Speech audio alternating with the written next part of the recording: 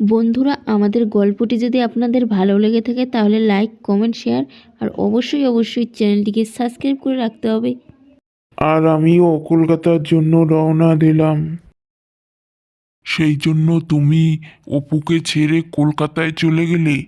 এখন বুঝতে পারলাম অপুকে ছেড়ে যাওয়ার আসল কারণটা। কিন্তু তারপর কি হলো দাদু?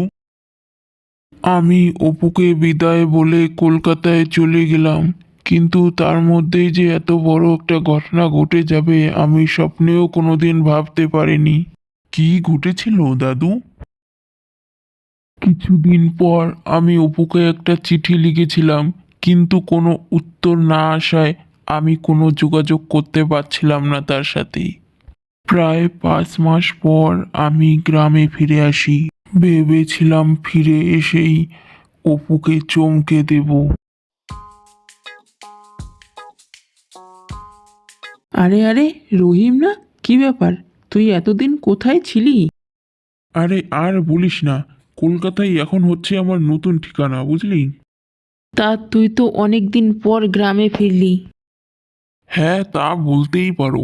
আসলে কলকাতায় কাজ খোঁজা, আবার পার্মানেন্ট কাজের সন্ধান করা, এসব করতে গিয়েই একটু সময়টা বেশি লাগলো, এই আর কি। আচ্ছা ঠিক আছে, এখন আসি তাহলে। বিকেলবেলা আসিস কিন্তু ক্লাবে আড্ডা দিতে। হ্যাঁ রে ভাই, সেই ছোটবেলার আড্ডা বড্ড মিস করছি। এখন আসি তাহলে, বিকেলবেলা দেখা হচ্ছে কিন্তু।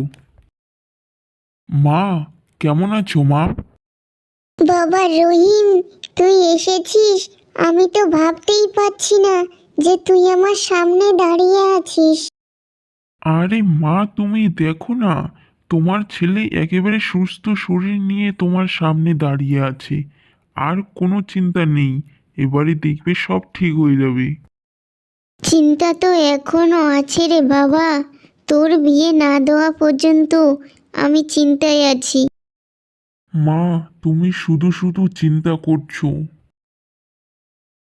কেন রে বাবা? কাউকে পছন্দ আছে বুঝি? যদি পছন্দ থাকে তাহলে আমাকে বলতে পারিস।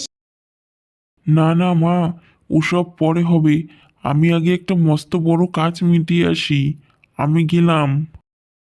আমাকে আগে গিয়ে অপুর সঙ্গে দেখা করতে হবে। কতদিন হয়ে গেল আমি তাকে দেখিনি।